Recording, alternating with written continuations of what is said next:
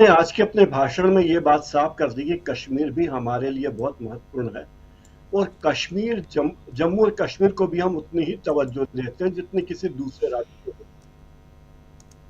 एक बात और जो कहने देखने में आ रही है कि अब गुलाम नबी आजाद की पार्टी कांग्रेस के कितने करीब जाएगी, ये देखने वाली बात होगी। जबकि बीजेपी अपना पूरा फोकस जम्मू इलाके की 34 सीटों पर ही रखना चाहती है। इन सब चीजों को देखें तो राहुल गांधी ने शुरुआत अच्छी की। 2 दिन उन्होंने और खड़गे जी ने जम्मू कश्मीर के इलाके में बिताए, आम लोगों के बीच बिताए, आइसक्रीम खाई और वहाँ के स्थानीय व्यंजनों को चखा और उस बहाने बड़े सामान्य तरीके से लोगों से बातचीत की कि हम किस तरह आपके हिस्से, हम आपसे मोहब्बत करते हैं, मोहब्बत की दुकान हम खोलना चाहते हैं और हमारे सहयोग से इस जनता ने प्रधानमंत्री की पार्टी को सबक सिखा दिया, बता दिया, जिससे हमारे माननीय प्रधानमंत्री की छवि, प्रधानमंत्री की बॉडी लैंग्वेज बदल गई। तो ये सारी बातें बड़ी महत्वपूर्ण उन्होंने कही। उन्होंने ये बात स्पष्ट कही राहुल गांधी ने कि हम जो भी कर रहे हैं वो हमारी निगाह स्पष्ट है। मुझे कई बार ऐसा लगता है राजीव जी कि कांग्रेस 370 को लेकर पहले स्पष्ट राय नहीं रखती थी। उसकी नीति थोड़ी धुलमुल रही है कि 370 के बारे में क्या कहे। अब जाके कांग्रेस 370 के बारे, अनुच्छेद 370 के बारे में स्पष्ट हुई है। वो कहती है कि स्थानीय लोगों की राय नहीं लेनी चाहिए और वे अब जम्मू और कश्मीर दोनों ही इलाके के लोगों की बात करते हैं। लेकिन मैसेज इसका जम्मू कश्मीर में ही नहीं, राहुल गांधी की इस बात का मैसेज पूरे देश में है, बल्कि कहना चाहिए पूरी दुनिया में है कि राहुल गांधी ने जो आत्मविश्वास दिखाया है और जम्मू कश्मीर के साथ अपनी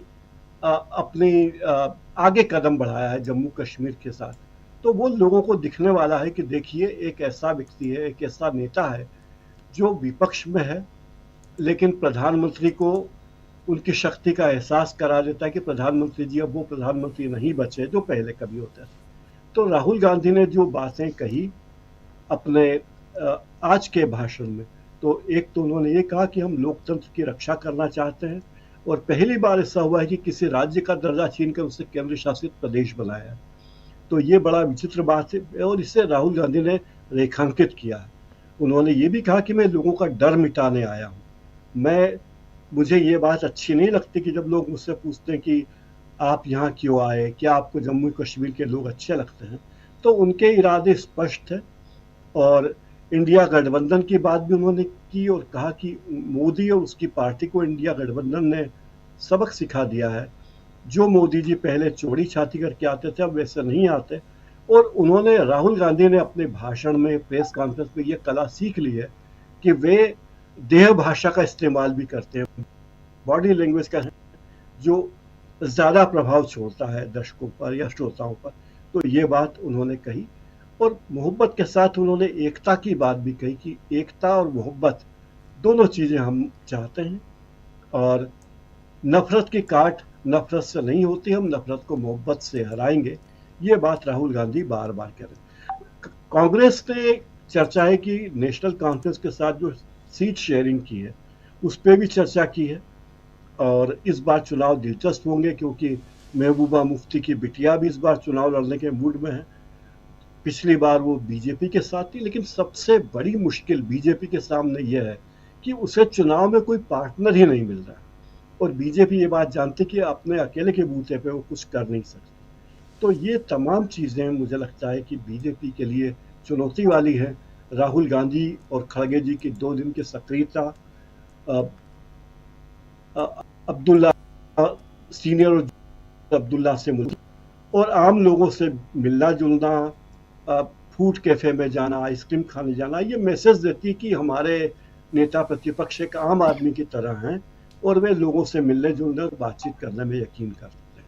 राजीव जी बिल्कुल बिल्कुल। राहुल गांधी जो आज श्रीनगर और उसके बाद जम्मू कश्मीर में करते हुए नजर आए, आम लोगों से मिलना, आइसक्रीम खाने जाना और दुकानों पे जाना, कश्मीर हो या हरियाणा। राजीव जी, कांग्रेस ने एक बात बहुत अच्छी तरह समझ ली है, वो ये है कि बगैर गठबंधन के, बगैर चुनावी तालमेल के हम मैदान में नहीं उतरेंगे। और इसी की तैयारी है कि कांग्रेस ने सभी राज्यों में जहां चुनाव होने वाले हैं अपनी इकाइयों को हटा दिया है, सक्रिय हो गई है। तो इसने समझ ली है कि बगैर गठबंधन के, बगैर इंडिया गठबंधन के सहयोग के हम आगे नहीं बढ़ सकते, सरकार नहीं बना सकते। दूसरी बात ये देखिए कि जब जम्मू कश्मीर में चुनाव का ऐलान हुआ, उसके बाद क्या हुआ, उसके बाद आप देखिए कि किस तरह फारूक अब्दुल्ला और उनके ऊपर मामले जो थे वो थोड़े कम हो गए, मामले से ढीले पड़ गए। मतलब फारूक पे ईडी की पकड़ ढीली हो गई। उन्होंने कहा कि कोर्ट में कहा ईडी ने कि कोई मामला बनता नजर नहीं आ रहा है, हम मामले को पीछे कर रहे हैं।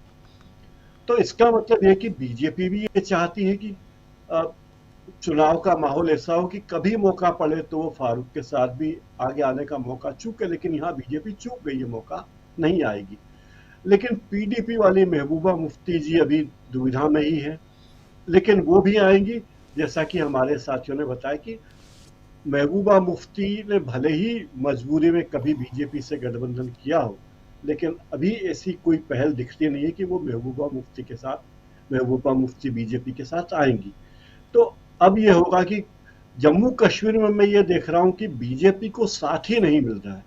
बीजेपी अकेले तो चुनाव लड़ नहीं सकती, जीतना तो दूर की बात है, बहुमत तो बहुत दूर की बात है। सभी सीटों पर उसके पास उम्मीदवार ही नहीं है और कोई उसके साथ दोस्ती करना नहीं चाहता, कोई चुनावी तालमेल करना नहीं चाहता। तो दोहरी मुसीबत में बीजेपी है। वो बीजेपी जो कहते थे कि हम तो अकेले के बूते पर सारे काम कर लेते हैं। दूसरी एक और पहलू ये भी है कि लद्दाख, जहां से बीजेपी को उम्मीद थी, हालांकि वो एक अलग राज्य बन गया, अलग केंद्र शासित इलाका है, वहां भी एकमात्र सांसद बीजेपी के खिलाफ मैदान में है। तो बीजेपी के लिए मुश्किल ये है कि पहाड़ से वो जाए तो जाए कहां। और राहुल गांधी का सवाल है, राहुल गांधी ने बिल्कुल सही जगह निशाना साधा है। नेता प्रतिपक्ष है, इतनी बड़ी पार्टी के नेता हैं, जानते कि कहां उन्हें राजनीतिक हमला करना है, किसके खिलाफ क्या बात कहनी है।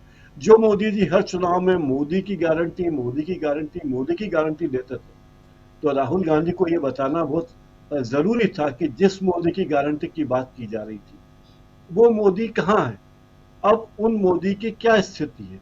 वे मोदी जो 56 इंच का सीना लेकर घूम रहे थे अब कहां है।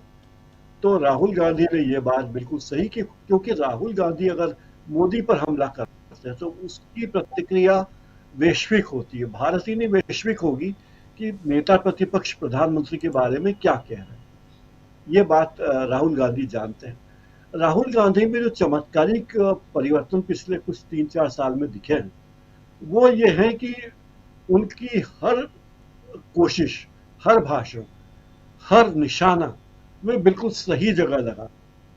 दूसरी बात है कि जब वे, कोई दिन ऐसा नहीं है जब वे निष्क्रिय रहते हो। राहुल गांधी के साथ ये कि हर दिन उनकी गतिविधियां सामने आती हैं और वे गतिविधियां मीडिया में छाई रहती हैं, लोगों के दिलों पर राज कर रही। तो राहुल गांधी इस बच चुके हैं और वे इसी दिशा में कर।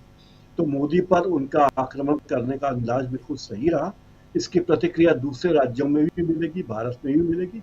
और एक और चीज देखिए कि इस लोकसभा चुनाव के बाद जिन राज्यों में कांग्रेस की सरकार नहीं है वहां भी आप पाएंगे कि कांग्रेस की प्रदेश इकाइयां एकदम सक्रिय और आक्रामक हो चुकी हैं, स्थानीय सरकारों के खिलाफ बहुत आक्रामक है।